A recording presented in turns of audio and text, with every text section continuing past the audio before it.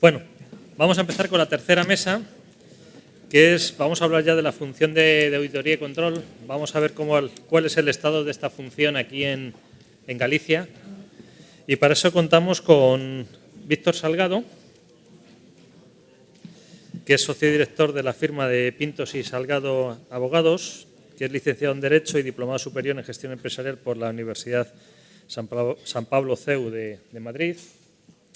También tiene un máster en Estudios de la Unión Europea de la Universidad de La Coruña, profesor de Derecho Informático en la Facultad de Derecho de aquí también de La Coruña, y una serie de cosas que tiene. Pues bueno, es un abogado pues muy relacionado con los temas de la informática. Después tenemos a Javier Cabana, CISA y CISM, y bueno, ahora mismo es el director de sistemas en Clun, en la cooperativa lechera, y viene del mundo de la ciberseguridad en Deloitte, que es donde se formó. José Ignacio Quiroga, ingeniero en informática por la Universidad Autónoma de Madrid, tiene máster en Ingeniería Informática y Telecomunicaciones y tiene las certificaciones CISA, CISM y CERRIS, ¿vale? Y ahora mismo es el gerente de área de riesgos aquí de Deloitte, aquí en este área. Y por último, José Luis Rivas, ¿vale? Ingeniero en sistemas, ingeniero telemático y graduado en tecnologías de telecomunicaciones. Posee varios máster universitarios en software libre, seguridad de tecnologías de la información y comunicaciones, técnico superior también en prevención de riesgos laborales, ¿vale? Es auditor jefe en la 27000. Bueno, y ahora mismo es gerente de Sexitor y auditor forense jefe en Life. Además de escribir distintos libros, está en el comité de AENOR, en fin, no ha parado. Y por último, al moderador, Ricardo Cañizares, ¿vale? Que es responsable jefe técnico en Eulen Seguridad y también es miembro de la Junta. Ricardo. Buenos días. Bueno, en la mesa de hoy vamos a hablar de auditoría y control. Vamos a hablar del origen de lo que es ISACA, del fundamento. ISACA nació en 1969 y nació como Asociación de Auditores de Procesamiento Electrónico de Datos. Ese fue el origen. El origen de ISACA está en la auditoría y control. Voy a hacer un pequeño repaso para intentar posicionarnos y ver la importancia que tiene el control interno y la auditoría de cara a todo el resto que ha venido. La seguridad de la información es muy antigua, la ciberseguridad, ese es el origen. Bueno, eso fue en el año 69. Posteriormente, en el 76, bueno, se le cambió el nombre a ISACA, ¿no? Entonces, ¿cuál es la base de ISACA lo que le ha dado la potencia que tiene? No es otra cosa que COVID, que ya tiene unos cuantos años. Empezó la versión 1 en los años 90, llegamos a 2005, 2019. ¿Y qué es COVID? Objetivo de control para las tecnologías de la información. ¿Qué ese ha sido el fundamento de ISACA? Ha sido este. ¿Y cómo ha ido evolucionando? Su primera certificación fue CISA, auditor de sistemas de información. El segundo enfoque es que apareció la preocupación por la seguridad. La segunda preocupación, ¿cuál fue? La seguridad, CISM, gestor de seguridad de la información. La tercera que apareció era la gobernanza de TI y apareció CGI. Y por último ha aparecido algo que todo el mundo sabíamos que estaba ahí, se hablaba y no se daba importancia.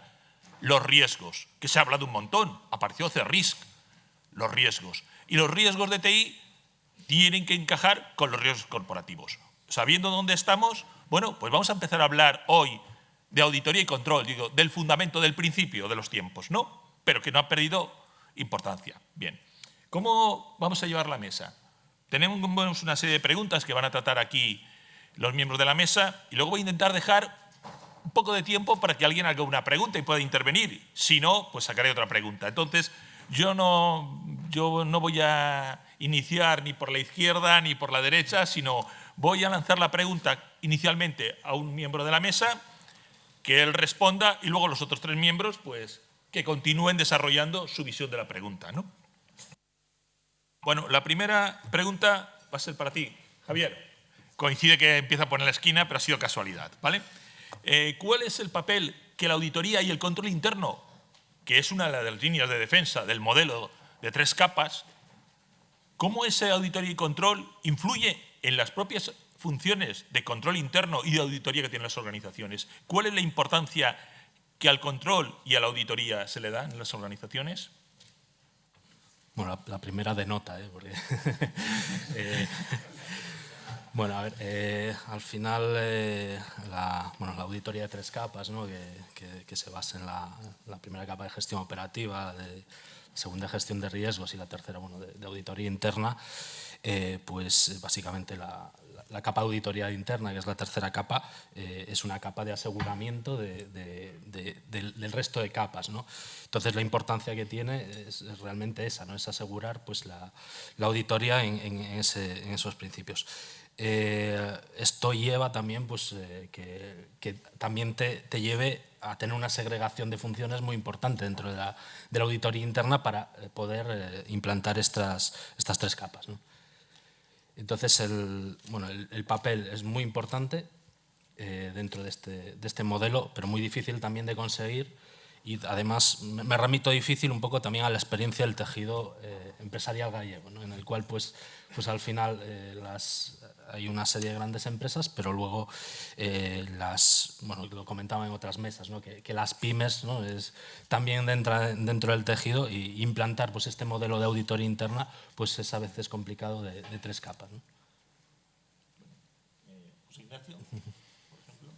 Bueno, yo solo por contextualizar y por completar la introducción o la presentación que me han hecho yo, la perspectiva que vengo a dar un poco es la del auditor externo, ¿no? Que es un poco diferente a la de cómo las propias compañías ven estas áreas dentro de su organización. Entonces, bueno, nosotros a la hora de participar en las auditorías, principalmente la que me dedico yo, que son en las de estados financieros, dando todo el soporte a la parte de sistemas que hay por debajo, pues nuestros interlocutores principales suelen ser estas áreas, ¿no? las de control interno y las de auditoría interna, pues porque también tenemos que coordinarnos con ellos para aportar para que a la propia auditoría interna le aporte y a nosotros también nos aporte el trabajo de auditoría interna. Es decir, que podamos partir de los análisis que auditoría interna ha realizado y que además nuestros resultados también le sirvan a auditoría interna para definir una estrategia que al final, pues con los resultados de unos y de otros, desembocará en que control interno tendrá que tener una serie de funciones y aplicar esos planes de acción que se vayan implementando. Entonces, bueno, para nosotros son, ya os digo, las dos de las piezas clave dentro de las compañías. Bueno, pues buenos días. Antes de nada agradecer pues la amable invitación que me han trasladado y bueno, la amable presentación también del principio de la mesa. Yo por mi parte represento el lado oscuro de la fuerza, como suele ser habitual. Estamos en la parte, digamos, legal. Me ha congratulado ver que en la mesa anterior, y me imagino que las anteriores, disculpas por no haber podido llegar a tiempo para atenderlas, se ha hablado de normativas, se ha hablado de infraestructuras críticas. Evidentemente luego comentaremos sin duda algunas también en esta mesa. Sí que es cierto que nos hemos tenido que poner las pilas en los últimos tiempos, y ya nos digo desde el punto de vista jurídico, para cada vez entender más y aplicar más el ámbito de auditoría y el ámbito de control, tanto nuestra propia ejercicio profesional como también a la hora de trasladar esa necesidad y trasladar esa práctica, digamos, a nuestros clientes, ¿no? Por supuesto, en este caso creo que está todo por hacer, aunque evidentemente se ha avanzado bastante. No voy a ser de los pesimistas, voy a intentar dar la nota más optimista, o intentarlo por lo menos, pero sí que es cierto que hemos sufrido una evolución importante, y sobre todo en lo que se refiere a conceptos como análisis de riesgos, conceptos como evidentemente la propia necesidad de una auditoría, la propia necesidad de implementar controles, pues es algo que afortunadamente ya no solo impregna, como ha impregnado desde el principio, pues la normalización que se ha hecho afortunadamente desde el punto de vista internacional y nacional, como se ha comentado evidentemente aquí, sino también poco a poco ya nos va llegando también el ámbito normativo, ¿no? Fundamentalmente ya en este siglo en el que ya pues estos términos ya empiezan a ser habituales, ¿no? Entonces, bueno, pues básicamente luego tendremos oportunidad también de dar la pequeña pincelada sobre ello. Yo dar las gracias La pregunta es bastante peliaguda. La ha contestado magistralmente el compañero Javier. Entonces, solo hacer dos puntualizaciones que a nosotros, obviamente, nos llama normalmente control interno cuando hay un problema, por desgracia para las empresas. Y entonces nos toca hacer la parte pericial y la parte forense. Y por desgracia, en las empresas, en las pymes gallegas, no hay estas tres capas. Como bien comentó Javier, sí que las hay en las grandes empresas gallegas. Nos encontramos las tres capas más en las empresas madrileñas. Y no mucho más que añadir. Bueno, al final, como digo yo, vamos a hablar también, como ha dicho José Ignacio, no solamente del componente de auditoría interna y de control interno. Y es cierto que es complejo, no, a lo mejor una pyme, estos modelos, ¿no?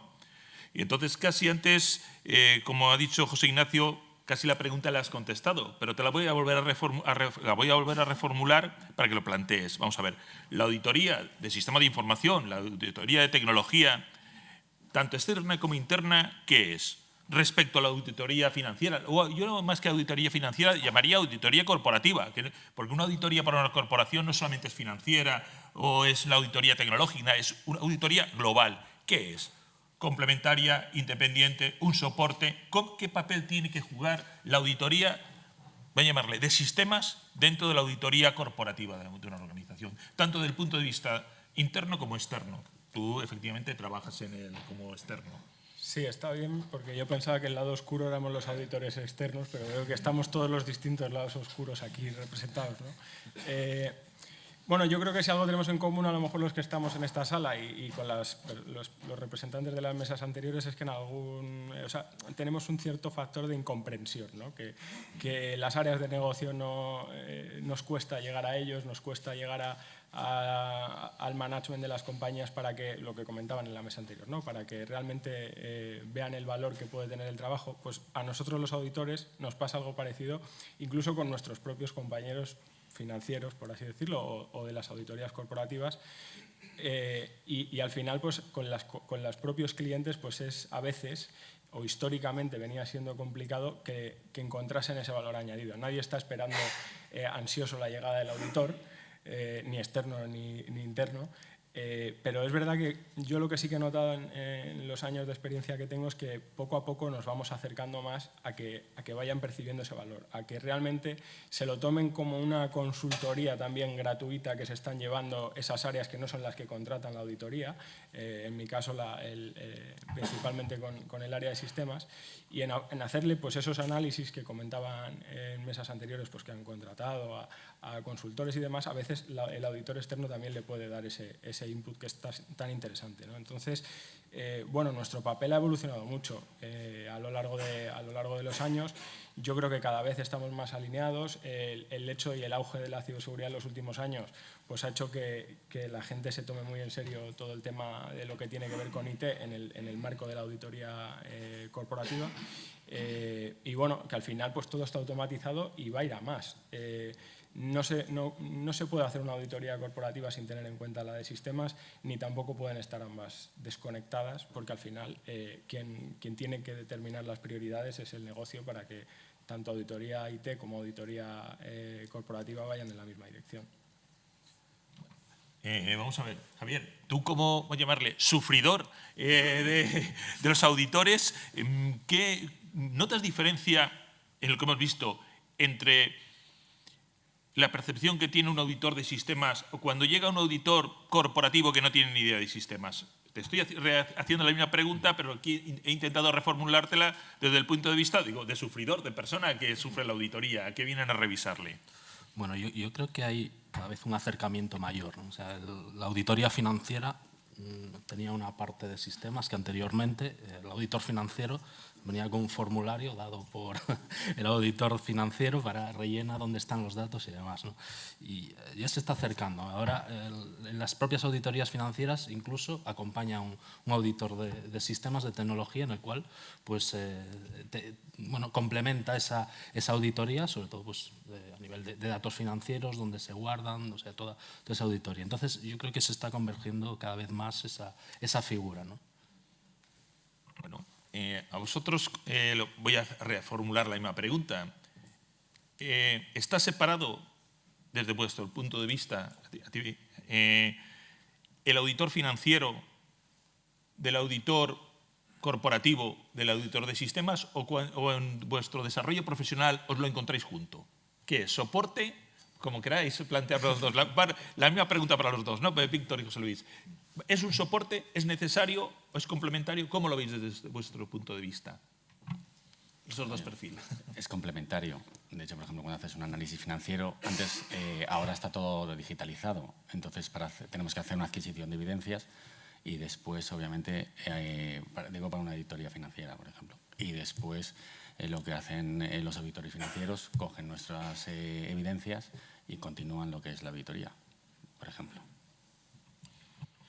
Bueno, simplemente añadir a este respecto que en la parte jurídica se ha puesto muy de moda en los últimos años el compliance, ¿no? La palabra compliance, que bueno, nos trae a todos de cabeza un poco, no todos terminamos de entender qué es eso del compliance, de dónde viene. Bueno, simplemente es desmitificar un poco, es el cumplimiento normativo, que lógicamente debemos de seguir todos. Antes hablaba de dos tipos de normas, las normas jurídicas, que esas hay que cumplirlas sí o sí, y las normas, pues evidentemente de cumplimiento voluntario, como son las ISOs, las UNES, etcétera, que evidentemente nosotros las adaptamos a nuestra organización, no son de cumplimiento obligatorio, nosotros decidimos cumplirlas. Estamos viviendo en una época de convergencia, ¿no? Y, lógicamente, de complementariedad. Las distintas áreas, lógicamente, a este respecto, tanto la financiera como la técnica, etcétera, pues son áreas que ya de por sí son bastante complejas, que requieren sus propios profesionales. La normativa permite que haya tanto auditorías externas como internas en determinados aspectos. El ámbito que más dominamos nosotros, que es el ámbito de privacidad, fundamentalmente, y el ámbito de seguridad, por lo que nos toca, en cuanto a lo que tocamos de esquema nacional de seguridad y cuestiones colaterales, evidentemente se permiten ambos sistemas con sus ventajas y sus inconvenientes. Nosotros, evidentemente, prestamos apoyo externo en este caso cuando nos toca, y sí que es cierto que plantea, bueno, como digo, una complejidad, y sobre todo si queremos llegar a ese compliance, que es el cumplimiento legal de toda la vida, no nos hemos inventado nada, ¿no? Simplemente ahora hay una responsabilidad añadida penal incluso de las corporaciones, que es lo que, bueno, nos azuza un poco más en el ámbito del compliance y de vigilar que realmente existe este cumplimiento normativo, pero es una cultura, y es una cultura que afortunadamente pues nos está llegando, llamémoslo como llamemos, y sí que es cierto que hay que impulsarla, todavía queda mucho camino a ese respecto. Bueno, Víctor, que así has hilvanado, y eso no era la intención, lo mismo que no era la intención que no estuvieran así los ponentes, que fue al azar. La siguiente cuestión, vamos a ver. Todo el tema de auditoría y control interno, la legislación, la nueva legislación, porque ya había legislación, pero está apareciendo un montón en los últimos años. A lo mejor a mí me parece que ha sido antes de ayer, pero hace ya que fue, alguna de ellas tiene ya unos cuantos, 9 años, alguna, ¿no? Entonces, estamos hablando de nueva legislación como Esquema Nacional de Seguridad, el Reglamento General de Protección de Datos, la transposición de la Directiva NIS y otras muchas que estaban viniendo. ¿Eso cómo afecta a los requisitos de auditoría interna y de control interno desde el punto de vista legal y de obligación, como lo estáis viendo vosotros en ahí? ¿Eso supone un cambio muy grande o esto ya se ha estabilizado o es el principio de lo que nos va a venir encima? Bueno, muchas gracias por la pregunta. Esta es la mía, sin duda. Bueno, hay algunas que son bastante antiguas, ¿eh? Nosotros no siempre, antes hablaba sobre todo en este siglo, pero me ha venido a la mente el Real Decreto 994/99, el famoso Real Decreto que desarrollaba una ley de la cual nadie se acuerda, conocida por sus siglas LORTAD, que es la Ley Orgánica de Tratamiento Automatizado de Datos de Carácter Personal del año 92, la 5/92, ya llovió, y este Real Decreto que hablaba solo de medidas técnicas y de controles técnicos. Ahí ya se habla de auditoría y ahí ya se habla de control. De una manera muy parcial, muy concreta y haciendo una referencia muy específica, pero sí supuso el pistoletazo de salida que luego continuó, por supuesto, la LOPD del 99 con su Real Decreto 1720/2007, efectivamente luego el Esquema Nacional de Seguridad del 2010 y, bueno, pues toda esta vorágine, bueno, se ha hablado antes de infraestructuras críticas, etcétera, que se ha ido complementando y ya culminando con la gran bomba en el 2016, aunque parece que no nos estalló, como siempre, hasta que tuvo que entrar en aplicación el 25 famoso de mayo del año 2018 con el famoso RGPD o GDPR, como se conocen las siglas a nivel internacional, Reglamento General de Protección de Datos. Bueno, haciendo referencia a esto, recordar que precisamente con la entrada en aplicación del Reglamento General de Protección de Datos y porque no establece un cuadro mínimo de medidas de seguridad y un cuadro mínimo de obligación de auditorías, pues hay algunos, no voy a decir quién, ni voy a señalar nombres, pero que alegremente han empezado a decir, bueno, ahora todo esto se ha flexibilizado, ahora ya no hay una obligación normativa de auditar, ya no hay una obligación normativa de aplicar medidas. Craso error. Más bien, nunca hubo tantas, es decir, solo hay que leerse lo que llamamos la exposición de motivos, que son los considerandos del reglamento. El reglamento no solo es el cuerpo normativo, los cuerpos, digamos, lo que ponen los artículos, también lo que ponen los considerandos y también, evidentemente, la aplicación de eso. Y no solo hay una obligación de análisis de riesgos, hay una obligación de control de auditoría y hay una obligación también de coordinarse con otra normativa. Y aquí vuelvo a referirme al Esquema Nacional de Seguridad que tenemos desde el 2010 y que, bueno, ahora nos estamos acordando de Santa Bárbara cuando truena, cuando tenemos ya esta nueva normativa que nos obliga a acudir a él. Y ojo, porque también hay otro bulo por ahí que nos dice que el Esquema Nacional de Seguridad solo tienen que cumplir las administraciones públicas, ¿vale? Porque evidentemente está destinado a administraciones públicas. Un craso error. Las administraciones públicas, desde luego, que tienen que cumplir el Esquema Nacional de Seguridad, pero también cualquier tipo de entidad que trabaje en algún momento para una administración pública. Casi podríamos decir que levante la mano aquel que en algún momento no ha prestado servicios, no ha trabajado directa o indirectamente para una administración pública. Por tanto, el Esquema Nacional de Seguridad, siento mucho esta mala noticia, también se aplica a buena parte de las organizaciones y particularmente a aquellas que más deben de prestar atención a todo este tipo de normativa que les es directamente de aplicación. Y bueno, con eso tampoco quiero extenderme más. Gracias. Cambiar la para de allí. Vamos a ver, Javier, ¿cómo en vuestra empresa, como responsable, qué es lo que hacéis para cumplir toda esta legislación? ¿Cómo habéis hecho frente a ese problema? ¿O a ese problema o a esa oportunidad? Muchas veces, no sé si es un problema o os ayuda para prosperar y para poner en valor vuestro departamento o vuestra compañía. Bueno, sin duda, se decía en alguna mesa antes que las leyes en algunos casos son nuestras amigas, ¿no? O sea, para llegar a dirección, el cumplimiento de ciertos requisitos, ¿no? Entonces, bueno, en una empresa bueno, de un tamaño medio como es Clun, pues al final no te queda otra que recurrir pues a empresas externas, a partners de confianza y también pues, empezar un trabajo de concienciación interno importante, ¿no? Que al final es lo que ya en esta mesa se habló, ¿no? Las personas son importantes también para poder implementar este tipo de controles y de auditoría. Bueno, José Ignacio, ¿y tú?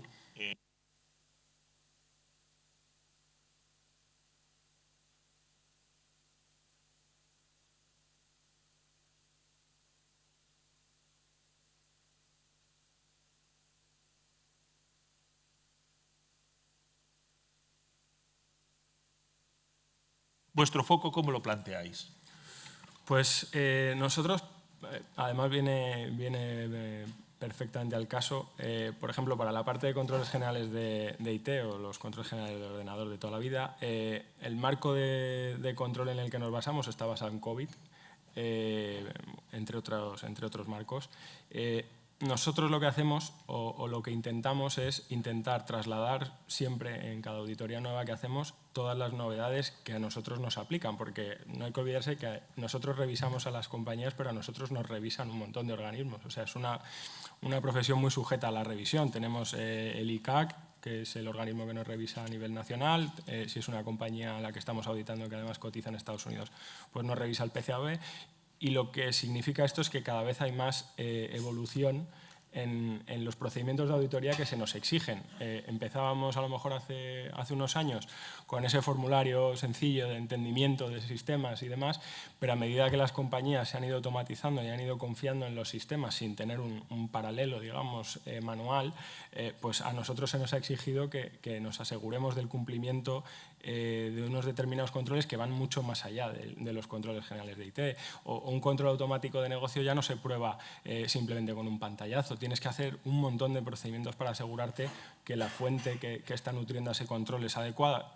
Todo esto que estoy diciendo simplemente es que las novedades que a nosotros también se nos van exigiendo a nivel normativo y metodológico en las normas internacionales de auditoría o en los estándares del PCAOB, al final lo tenemos también que exigir a las compañías que auditamos, y por eso nuestros findings cada año van cambiando, y no es porque tengamos que ganarnos el sueldo y que parezca que la presentación no está vacía, sino es porque los procedimientos y el nivel de exigencia que se nos requiere cada año es más elevado. Todavía no he recibido una actualización normativa en la que me digan ya puedes dejar de hacer esto, sino que cada año va a más, y por eso nuestro peso y nuestro tiempo en las compañías es cada vez mayor. Bueno.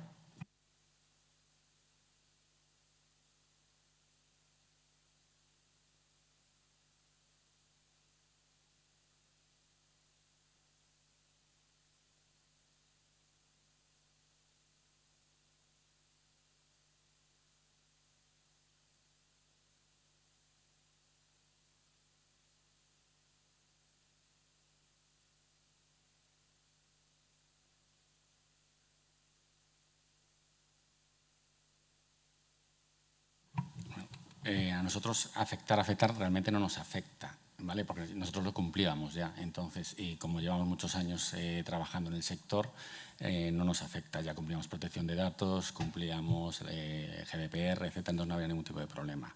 Y ya pensábamos cómo funcionaba, hacíamos protección de datos ya con análisis de riesgos antes de que saliese la GDPR, ¿vale? Entonces, y ya teníamos ese concepto. Lo que vemos es que el problema es que se está sacando mucha legislación y, de hecho, somos de los países más innovadores en legislación técnica, en ciberseguridad. El problema es que no lo dotan de presupuestos a nivel administración. Y el problema es que muchas administraciones no la están cumpliendo. Por ejemplo, el ENI no se está cumpliendo, protección de datos no se está cumpliendo. En muchas administraciones voy a poner un ejemplo, un ayuntamiento bastante grande, no es de esta comunidad autónoma, entonces lo voy a decir, que recientemente hemos ido y no tenían nada, pero cuando digo nada, no tenían nada, y nos preguntaban qué tenían que hacer. Entonces decimos, mira, pues empezar ya con una auditoría para hacer un plan estratégico, para hacer todo, el esquema nacional de seguridad, hacer todo, ¿vale? Y entonces ese es el gran problema, porque no les dotan económicamente. Entonces se hace mucha legislación. Otros países, por ejemplo, como Francia, Alemania, etcétera, puedo decir Francia, hasta hace 2 años, para poder entrar en su agencia tributaria, entrabas, digamos, con su usuario y contraseña. Entras con su usuario y contraseña. Para hacer lo que era lo que hacemos todos Hacienda todos los años, es en papel. Hasta hace 3 años, ahora es telemáticamente. Entonces, digamos que nosotros somos muy innovadores. Ese es el gran problema. Pero a veces no lo dotan económicamente. Bueno, hemos estado hablando de auditoría y de control interno, ¿no? Entonces, una de las cosas que hay, ¿vale?, es, vamos a ver, que al final, vamos a llamarle entre comillas, las evidencias, las pruebas, son un problema. Hay que conservarlas. Estamos hablando de informática forense. ¿Qué problemática veis a la hora de conservar? Y aquí para mí hay polémica, o sea, yo siempre discuto entre evidencia y prueba, ¿vale? Aunque no soy licenciado en Derecho ni abogado, no soy licenciado en Derecho, pero para mí es un tema ahí que está encima de la mesa. ¿Cómo lo veis? ¿Qué la importancia de conservar estos registros desde vuestro punto de vista? Dice tú, José Luis. Hombre, la conservación es lo más importante. De hecho, una de tus preguntas fue el tema financiero. Yo me acuerdo de un caso de hace 3 años que no habían hecho bien la adquisición de evidencias a nivel financiero. Había una estafa entre socios y se tiró todo lo que era el análisis forense y la pericial porque la adquisición de la evidencia había sido incorrecta. Por tanto, la adquisición, tanto en la fase de instrucción, fase de instrucciones a nivel penal como a nivel mercantil o en cualquier fase, es de lo más importante. Bueno, voy a volver a decirle, y cuando llegas a una empresa, y esta va a ir luego para todos, ¿están preparados sus sistemas para conservarlas con garantías? La realidad, o no, sellado de tiempos, o sea, ¿hay algo o no hay nada? Lo han dicho antes. ¿Hablamos de IT o de OT? Vamos a ver, de todo. Es lo de siempre, vamos a decir, oye, efectivamente, hay campos que sí, y como se ha dicho en mesa anterior, hay empresas que su objetivo de negocio, porque como dice Isaac, el COVID, lo importante es cumplir los objetivos de negocio, ¿vale? Si su objetivo de negocio está basado en vender un producto, a lo mejor la OT es lo importante. Si es la logística, es el caso te contesto. A los dos. Si hablamos de OT, ya te digo que no. Porque si hablamos de OT, no. ¿Vale? En la mayoría de los casos, bueno, en 99,9, puede haber a lo mejor una. Si hablamos de IT, sí que hay más probabilidades. El problema que hay, que tenemos, es que muchas veces no se asesoran y se asesoran a posteriori, ¿vale? Y entonces es donde meten la pata. No se asesoran ni con nosotros ni con los abogados especialistas, ¿vale? Tienen a lo mejor su departamento jurídico, que pueden saber mucho de financiero, pueden saber mucho de laboral, pero no saben a lo mejor de prueba electrónica, evidencia electrónica, etc. Y entonces a lo mejor es donde meten la pata. Y entonces, si se hacen mal las cosas, la prueba no tiene validez y la prueba no sirve para nada. Bueno, vamos a seguir en este tema, ¿eh? No, puedes seguir preguntando, yo te contesto, no hay ningún tipo de problema. Uno de los temas más importantes, cuando hemos hablado por la mañana, hay una crisis, hay un problema, algo que pone en riesgo el funcionamiento de la organización, pone en riesgo el cumplimiento de los objetivos de negocio, al final, una de las defensas habrá que ver qué ha pasado y a quién pedirle cuentas, ¿no? Entonces, para mí, un tema es, para saber qué es lo que ha pasado, que muchas veces no se sabe, es tener registros, y los registros tienen que ser válidos, ¿no? Entonces, repito, la pregunta es, ¿cuál es la importancia de las pruebas de la evidencia? Y lo mismo, ¿qué te has encontrado por ahí de cumplimiento? A ver, las empresas se dedican a facturar. Entonces, los registros y lo que se dedican normalmente es para poder facturar y si falla es para poder facturar más. No piensan normalmente es que alguien les vaya a robar de dentro, sino más bien de fuera. Ese es el problema. Normalmente te digo en el 80% de los casos. ¿Vale? Bueno, ¿cuánto tiempo nos queda? Bueno, nos queda para esta pregunta y puede que para otra hay alguna pregunta, estamos yendo bien, para si el público aquí y los asistentes quieren hacer. Bueno, básicamente habría muchísimo que hablar en el tema de prueba electrónica y sobre todo de lo que las empresas, primero lo que comentaba José Luis, de la conciencia que deben tener las empresas a la hora de saber cuáles son sus activos y cómo van a demostrar, evidentemente, tanto un cumplimiento, como estábamos hablando antes del famoso compliance, como cuando hay realmente un problema, que es cuando nos acordamos Santa Bárbara cuando truena, realmente poder demostrar, acotar y ver cómo gestionamos esas evidencias, que ahí sí que es cierto que hay una distinción claramente jurídica, bueno, ya te digo, la distinción entre evidencia y prueba. Jurídicamente es muy sencillo, evidencia es todo aquello que puedas tener antes de ser presentado en juicio, cuando se presenta y se defiende en juicio es cuando se convierte jurídicamente en prueba, pero esto es una disquisición jurídica. Luego otra cuestión es en otros ámbitos en el que no me voy a meter en este momento.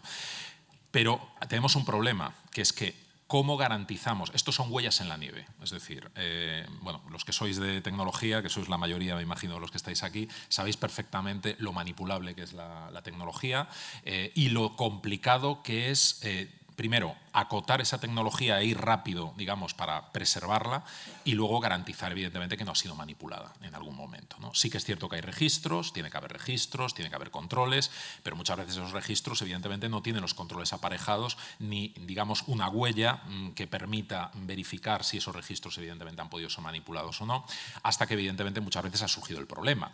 Y claro, si la prueba fundamental depende, o de alguna manera, de aquel al que va a beneficiar esa prueba, pues todos sabemos que esa prueba será maravillosa, y si la prueba que va a perjudicar a una entidad depende, evidentemente, de un tercero al que también le va a perjudicar esa prueba, pues con todos mis respetos hay serias dudas o se pueden plantear serias dudas de que evidentemente eso no va a ser así. Por tanto, jurídicamente es muy importante, es lo que conocemos en derecho, que es muy americano también, pero bueno, ya nos está empapando también en Estados Unidos, es el fruto del árbol prohibido. Es decir, si yo obtengo algún fruto muy jugoso, pero de un árbol, digamos, de un origen que ha sido, pues evidentemente se ha entusiasmado el responsable IT, se ha ido, ha cogido el registro y te lo presenta y te lo envía incluso a veces pues en formato, ya no digo cómo, por correo electrónico, pues mire, con todos mis respetos y con toda la buena voluntad que puedan haber puesto en eso, ese no es el camino, evidentemente, y mucho menos de hacer llegar a un perito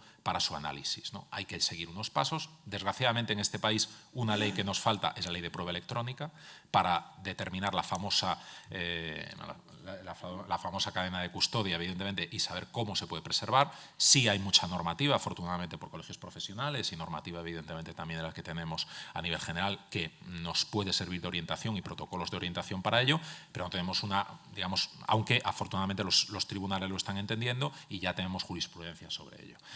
Como digo, tampoco quiero monopolizar, habría muchísimo que comentar al respecto, pero sí que es cierto que nos encontramos en la práctica, cuando abordamos los casos, con graves problemas a la hora de prueba electrónica y de preservar, controlar y saber hasta qué punto que podemos utilizar y que no. Afortunadamente están aquí los peritos, sacrosantos peritos informáticos, que nos guían y nos permiten, evidentemente, presentarlo de una manera mínimamente entendible y mínimamente con garantías jurídicas. Pero insisto, todavía queda mucha cultura que fomentar al respecto. Bueno, ahora os lo voy a pasar y, claro, la bola más gorda, ¿no? Os voy a poner en un compromiso, pero tengo que pequeño. Vamos a ver. Javier, ¿qué hacéis en vuestra organización? ¿O qué consideráis? Vamos a ver, y voy a poner un ejemplo tan sencillo. El registro horario. El registro horario aguanta en las compañías que alguien diga que lo han manipulado o no manipulado. Cuando alguien adquiere un registro horario, ¿es válido o no? Y es un ejemplo. No he querido ir a algo mucho más complejo que sea la producción que afecte, no, sino algo sencillo, que nos vamos a encontrar pasado mañana las organizaciones en los tribunales un montón de veces. O sea, el problema del registro horario lo estamos viendo, nos vamos a ver en los tribunales muchas veces. Es un tema en teoría menor para alguien de TI, pero le va a caer ¡pum! No, tú lo has manipulado. Entonces, ¿las empresas son conscientes de esto? ¿Qué estáis haciendo? ¿Cómo lo veis? Yo creo que aquí para las empresas tenemos una oportunidad también en delegar esto a tecnologías cloud, ¿no? Al final tienes que asegurarte, ¿no?, que el proveedor, ¿no?, que esa cadena de custodia pues la realices. Otra cosa es que la mayoría no leamos la letra pequeña en estos casos, ¿no? Y yo creo que hay mucho trabajo para hacer, ¿no?, aquí en empresas. Creo que también hay una oportunidad, ¿no?, de conservación de cadena de custodia con tecnología blockchain, ¿no? Puede ser una aplicación importante. Y bueno, sí que eso es otro caso también de Santa Bárbara, ¿no?, que te acuerdas cuando truena, y es una asignatura pendiente en todas las empresas, sin duda. José Ignacio, ¿qué te has encontrado por ahí? Porque, bueno, por suerte, tú has trabajado has ido a muchas empresas como auditor y consultor, y entonces debes tener la visión, y de la visión de diferentes compañías de diferentes tamaños. Entonces, ¿cómo están abordando este problema, no? A mí esta pregunta me parece muy interesante, además creo que también es muy amplia en lo que a mi campo de trabajo se refiere, porque te puedes encontrar con un montón de escenarios. Nosotros estamos intentando probar un control que realiza una compañía y te dicen, no, es que no retengo la evidencia nada más que de los últimos 2 meses por un tema de espacio. Lo hablábamos ayer con otros asistentes también, justo un ejemplo sobre este tema, y es que para mí, si no tienes la evidencia, como decía José Luis, si no la retienes, para mí es que incumples, y en los reportes vas a salir como que estás incumpliendo, aunque el control exista y aunque realmente lo estés haciendo bien. Entonces, bueno, aunque esto sea un tema menor, pues también tienes que retener. El segundo tema es saber lo que retienes, porque a veces nos dicen, no, encontramos un finding en un control y lo siguiente que tenemos que hacer es los procedimientos de auditoría para asegurarnos o para mitigar que el riesgo asociado al control no sea mitigado, o sea, no sea materializado, perdón. Entonces necesitamos pedir evidencias, pedir logs, y nos dicen, no, es que por un tema de rendimiento no podemos retener este log, y entonces nos quedamos ahí en tierra de nadie. Para nosotros es muy importante eso, que se retenga y que además se sepa lo que se retiene. Habría que tender, pues efectivamente, como decía Javier, a temas de cloud. Hay muchas soluciones. El tema es que suele ser un tema que no es prioritario para las compañías hasta que no se encuentran con el problema encima de la mesa y ven que no tienen cómo resolverlo. Porque no lo han hecho a tiempo. Entonces no suelen dedicarle el cariño necesario. Pero bueno, sobre todo eso, la retención, el saber lo que se retiene, y otra cosa muy importante que es quién es el responsable también de que eso se retenga y que eso se actualice en los análisis de riesgo, etc.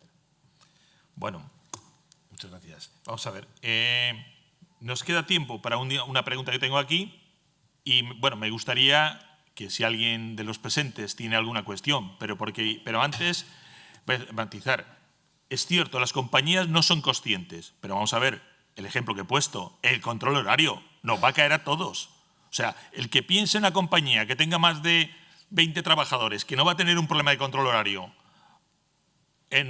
y se va a ver en los tribunales, está confundido, ¿eh? Se va a ver, seguro, al primer problema, ¿vale? Se va a ver el primero. ¿Y eso cómo se está haciendo? ¿Vale? Entonces, alguna cuestión. Eric.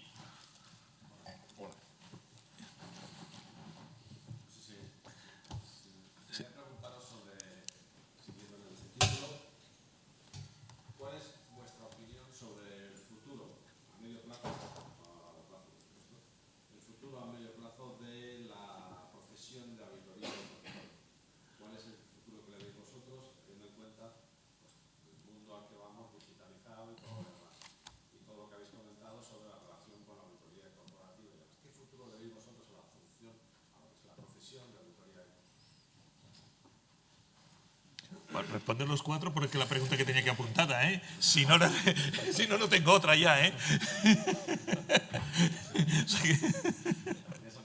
Sí, la última, pero era por si había otra. Pero no, responder los 4, que no tengo otra, ¿eh? Tener que improvisar. A ver.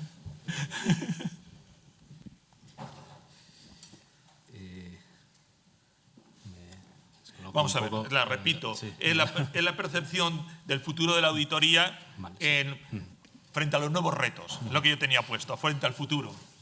Bueno, yo creo que para la profesión de auditor los nuevos retos se basa también en las nuevas tecnologías que lo aplican, ¿no? Hay una parte de Big Data, de Data Mining y demás que va a tomar mucha importancia en los próximos años, ¿no? Esa capacidad de utilizar las tecnologías para analizar temas que ahora pues están analizando pues de forma anual. Entonces yo creo que el perfil del auditor, ¿no? Que hablábamos antes de perfil financiero y perfil de auditor de TI, cada vez va más a converger, ¿no? Y es un poco como lo veo yo, ¿no?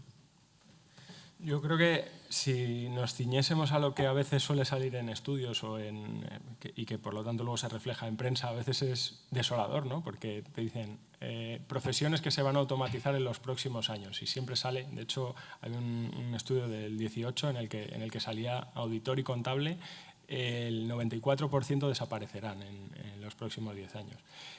Yo discrepo bastante sobre eso, porque lo que creo es que los auditores, tanto nosotros como los financieros, tanto internos como externos, en el fondo somos afortunados, porque lo que tenemos es un montón de herramientas de automatización para hacer también el trabajo de auditoría, para la extracción de información de los sistemas de la compañía, para las fases iniciales del trabajo que antes las hacía el que acababa de entrar en la compañía, que eran pues trabajos más mecánicos y de menos valor añadido. Esa parte ya la tenemos automatizada y a lo que podemos dedicar el tiempo es a lo que realmente merece la pena.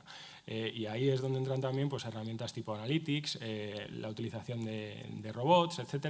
Y yo creo que en el fondo hacia donde evoluciona es hacia que podamos aportar mucho más valor, porque en el mismo tiempo que antes teníamos que también incluir esas tareas mecánicas, ahora ya eso se hace automáticamente y podemos dedicarnos a cosas más importantes. Bueno, si me preguntas mi visión del futuro, yo veo un auge absoluto, ¿eh? Es decir, yo creo que hay un futuro espléndido para el auditor y para cualquier persona que en el ámbito de tecnologías, en el ámbito privacidad, en el ámbito que nos movemos, desde luego yo creo que va a haber un auge. Y si no hay ese auge en el ámbito de seguridad, por supuesto, mal nos vamos, mal nos vemos a todos, precisamente por las nuevas tecnologías. Y lo estáis comentando en la mesa anterior. Y a mí me pareció muy interesante la referencia al IoT, por ejemplo, a las tecnologías. Ha salido también, por ejemplo, la tecnología blockchain, el cloud, ¿no? El big data.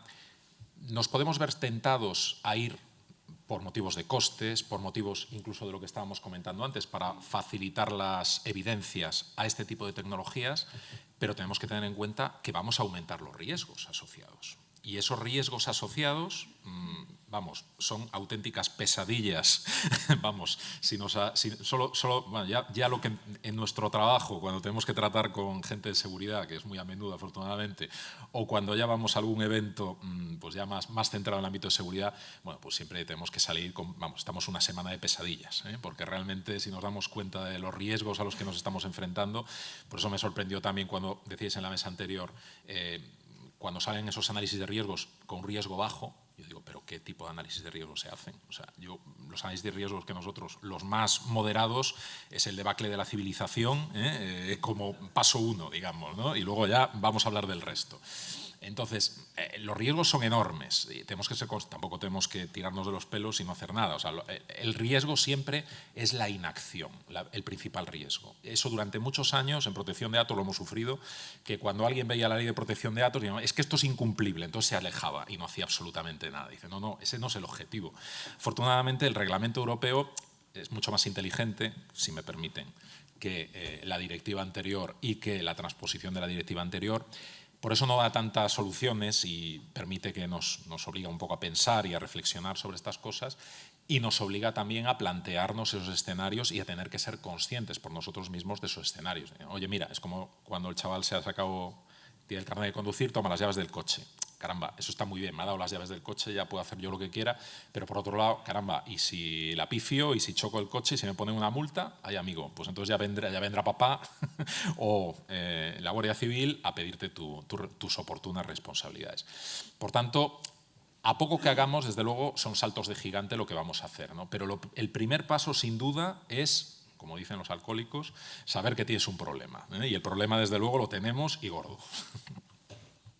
Yo, auge, obviamente, y proyectos transversales, es decir, GDPR, igual que es una acción de seguridad, tienes que trabajar juristas y técnicos, en forense tenemos que trabajar ingenieros de teleco, informáticos, industriales, todos juntos, o aeronáuticos, entonces es a lo que tiende, cada vez proyectos más transversales. Otra, vale, sí, porque me has gastado la mía. ¿Se me oye? Sí, sí. Esta es complicada. A ver. Sobre todo para los que estáis en auditoría, trabajando en auditoría. ¿Auditoría de inspección o auditoría como asesor estratégico? O sea, va para mí, ¿no? No para ti, pero... Opinión para todos. Como asesor estratégico, quiero decir, un informe de auditoría donde dices una colección de tics que has cumplido, o un informe de auditoría donde dice problemas de fondo que hay para que la alta dirección tome medidas, no para que el responsable se ponga colorado. Asesor estratégico en tecnología. Hoy en día no lo tienen las compañías. La tecnología va por otro lado. Va por funciones de negocio, pero no tiene un asesor estratégico que le diga, por aquí vais mal. ¿Quién lo puede hacer? ¿El auditor? Yo lo decía al principio de la mesa, que a veces casi sin querer hemos acabado haciendo ese papel también. Es decir, lo que decía, una especie de consultoría gratuita, porque no, las auditorías, por ejemplo, las financieras no las contrata el CFO, no las contrata el área de IT. Entonces, nosotros lo que encontramos en las auditorías, dependiendo también de la severidad que tiene, se reporta también al máximo nivel. Se le da el mismo peso que se le daría a un hallazgo, a un aspecto identificado por el equipo de auditoría financiera. Y si tiene determinada relevancia, eso sube al reporte como deficiencia significativa. Entonces, debería también servir como guía, como recomendación también de hacia dónde debería ir. Y como al final, como decía antes, nuestros marcos de control, las exigencias que nos hacen a nosotros van cada vez a más, pues nosotros también le estamos aportando a las compañías eso. Otra cosa es lo que las compañías quieran hacer luego con esa información, pero nuestra intención no está solamente en quedarnos a gusto con las cuentas, sino en también aportarle valor añadido a las compañías. Bueno, aquí voy a responder. A ver, auditoría es una cosa. Y voy a ir al libro gordo de PTT, el manual de CISA que yo estudié, que el auditor es una cosa. El CISA participa en los proyectos como experto en control. Si tú participas como CISA en un proyecto, estás como experto en control, ayudando a implantar controles. Auditar es auditar, se acabó. El otro es consultoría. Un CISA, como dice el libro, soy CISA, MCI, bueno, participa en los proyectos como experto en control, dando su opinión. Entonces, son dos roles. Un CISA puede trabajar de auditor, entonces está haciendo de auditor y entonces evidencias puras y duras y se acabó, ¿vale? Y justificadas, con evidencias demostrables. O está trabajando de experto en control en un proyecto. Para mí hay dos versiones, con la misma gorra, dependiendo de lo que me llamen. Esa es mi opinión, que yo, ya sabes que muchas veces... Sí.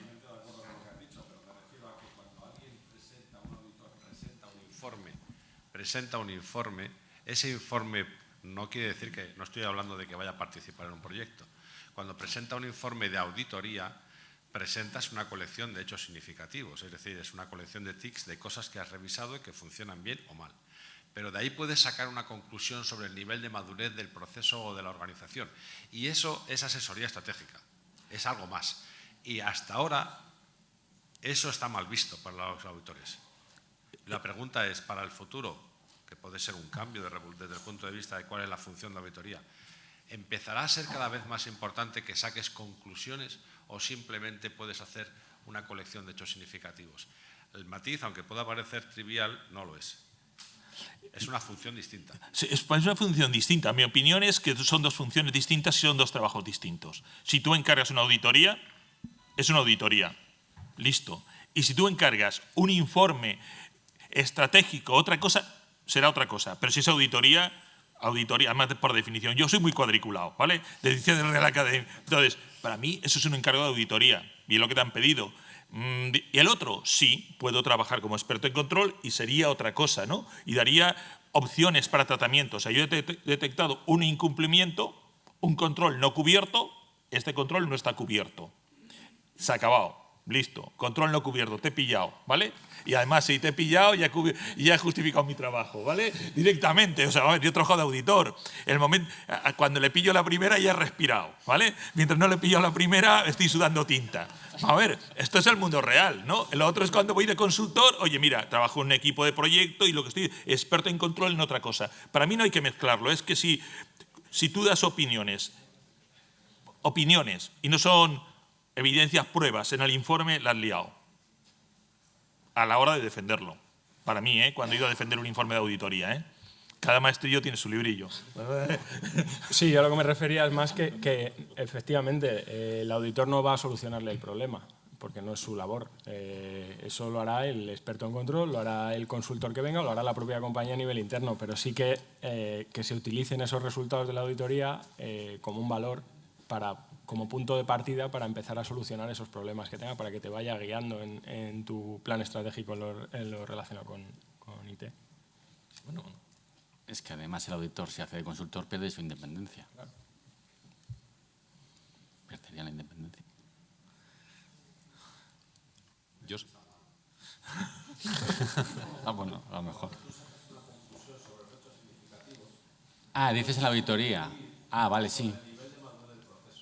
Eso sí. Y eso no es una tarea de consultoría, pero funciona como si lo fuera. Sí. Entonces estoy de acuerdo completamente. Porque eres un asesor estratégico en el sentido de que te estás sacando conclusiones sobre el nivel de madurez y sobre los problemas de fondo que explican los hechos significativos. Y es un enfoque que hasta ahora estaba prohibido para los auditores. Pero ese enfoque es el que ahora mismo apunta hacia el futuro. El que se convierta en un asesor estratégico independiente de la alta dirección. Sacando conclusiones de qué tipo. No de los hechos significativos, porque cuando tú sacas hechos significativos, ¿qué te contesta la alta dirección? Pues muy bien, encárgate de que se arregle. Cuando tú de los hechos significativos sacas conclusiones sobre el nivel de madurez de los procesos y de la organización, estás involucrando a la alta dirección para resolverlo. Y es otra cosa distinta. Pero, ¿quién lo puede hacer? ¿El área de negocio? No. ¿El responsable de tecnología? Tampoco. Porque ninguno de ellos es independiente. Y tú con eso no estás participando del proceso, estás sacando conclusiones sobre tu auditoría. Es otra cosa. ¿De acuerdo? Es que me he expresado mal, pero es que ese es el enfoque que estoy planteando. Es un enfoque donde el auditor da valor a lo que presenta y lo planteo simplificadamente como en contraposición con el auditor de inspección, que es el modelo antiguo, en donde saca la lista de que todos los enchufes de esta sala están bien menos uno. ¿Cuál es la conclusión que debería sacar un auditor? Que está externalizado, por eso falla.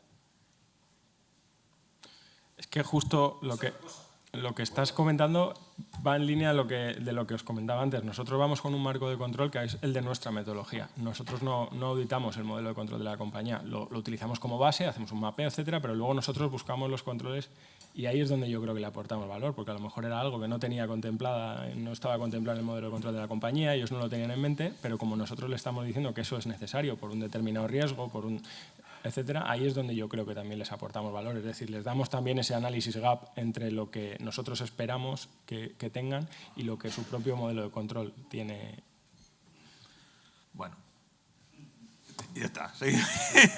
No, a ver, podríamos tirarnos aquí hablando de un montón de estos temas. ¿Cómo vamos de tiempo? ¿Hay alguna otra cuestión? Como queráis, ¿vale? O sea, aquí yo hablo por los codos, Eric igual, podemos estar aquí y sacamos otros temas que tenemos ahí en medio, ¿no? Bueno, pues yo creo que lo que hemos hecho hoy ha sido poner de manifiesto ahí un tema en esta mesa, que es las necesidades de auditoría y de control interno, ¿vale? Y el fundamento y todo lo que nos puede aportar la visión que nos da y saca a partir de COVID y de otros muchos productos, ¿no? Y que creo que son de útiles. Y la opinión, bueno, de los miembros de la mesa, agradecérsela. Oye, la verdad, para mí ha sido muy interesante, he aprendido mucho con vosotros, como digo siempre, hemos intercambiado y espero que ahora ahí, tomando lo que tomemos, pues sigamos hablando. No me sé el menú, ¿vale? Bueno, pues muchas gracias. Hasta luego.